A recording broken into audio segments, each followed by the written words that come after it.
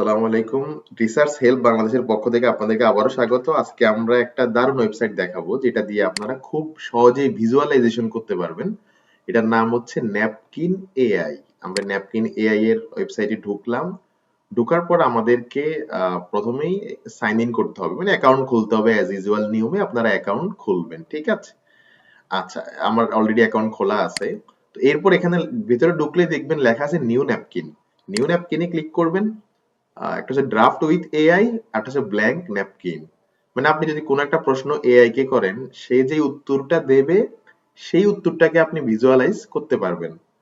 অথবা আপনি ব্ল্যাঙ্ক ন্যাপকিনে গেলে আপনার নিজের যে কোনো লেখা এখানে আপলোড দিলে সে আপনাকে ভিজুয়ালাইজ করে দেবে, গ্রাফ ফ্লো চার্ট করে দেবে, যেগুলো আপনি ফ্রিতে ডাউনলোড করতে পারবেন। আহ, যেমন আমি প্রশ্ন করলাম যে ইন্টারভিউতে বেস্ট প্র্যাকটিস গুলো কি কি। হ্যাঁ, আমি জাস্ট এই প্রশ্নটা করলাম একে। মানে এটা হচ্ছে এআই দিয়ে আমি একটা লেখা জেনারেট করতেছি এবং সেটাকেই সে এখন ভিজুয়ালাইজ করবে। ওকে, প্রথমে আপনি একটা প্রশ্ন করবেন তাকে, যেমন রিসার্চের ক্ষেত্রে আপনি হয়তো জিজ্ঞেস করলেন আর্টিকেল জার্নালে জমা দেওয়ার প্রসিডিউর গুলা কি, সে আপনাকে একটা উত্তর দিয়ে দেবে। এরপর আপনি এটাকে আবার ভিজুয়ালাইজও করতে পারবেন, ঠিক আছে?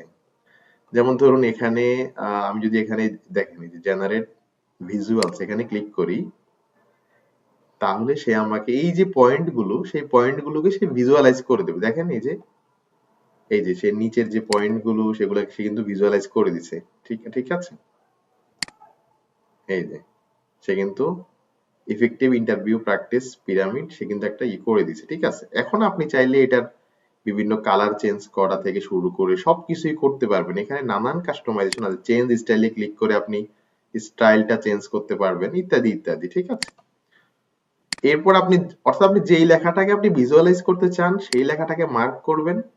মার্ক করলে এই চিহ্নটা চলে আসবে, চিহ্নতে ক্লিক করবেন।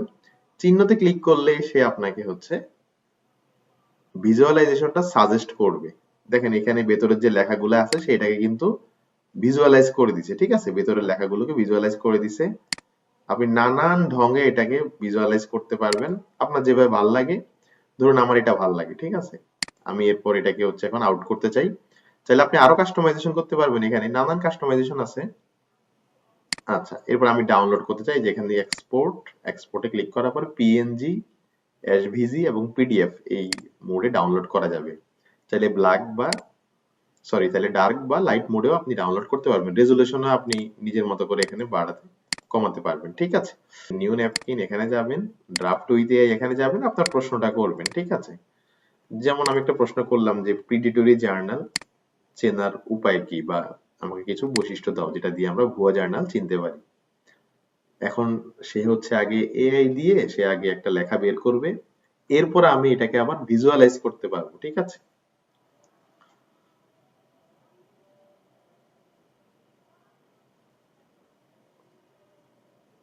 একটু অপেক্ষা করতে হবে, অপেক্ষা করলেই চলে আসবে।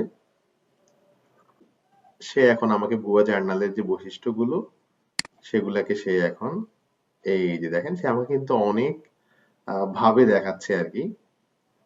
আপনি এই যে এখানে আরেকটা lack of peer review, misrepresentation, poor transparency, আরো আরো অনেকগুলো বিষয় এখানে আছে।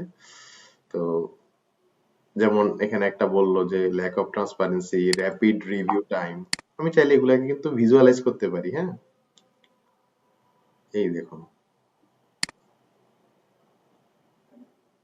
কুইক পাবলিকেশন, এটাকে সে ভিজুয়ালাইজ করে দেখাচ্ছে।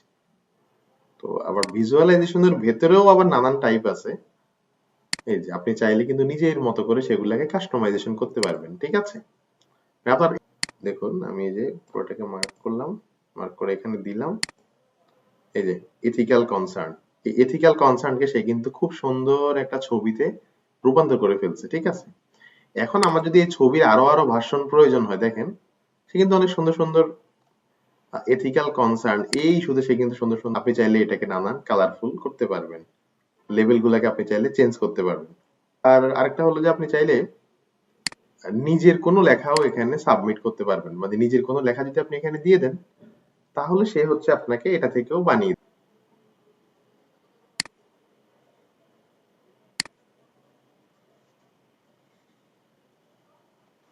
আচ্ছা, আমি এখানে একটা লেখা এই যে পেস্ট করলাম। পেস্ট করার পরে এবার সে এগুলাকে অ্যানালাইসিস করে আমাকে একটা ভিজুয়ালাইজেশন সে করে দেবে।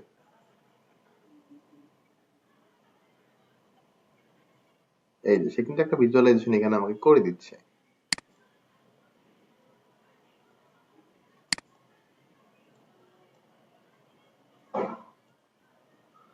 ঠিক আছে, দেখেন